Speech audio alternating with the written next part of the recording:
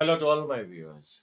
This is Dr. Dhaval Maheta, and today we'll understand how to create stream graph in Power BI. So for this, we'll go on the canvas of Power BI. Click here, get more visuals. Click on the stream graph.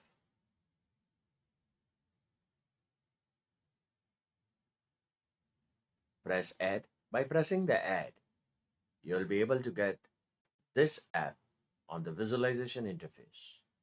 Here is it. Click on it.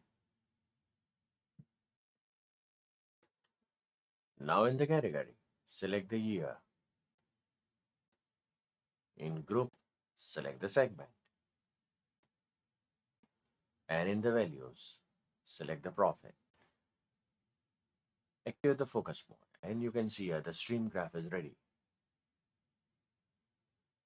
So on the x-axis we are having the year. You can see this. So this is our stream graph.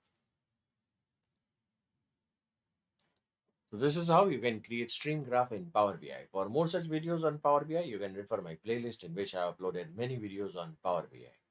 Please don't forget to subscribe my channel, like and share the videos on Power BI. You can also join me on LinkedIn and Twitter, link given in the description box.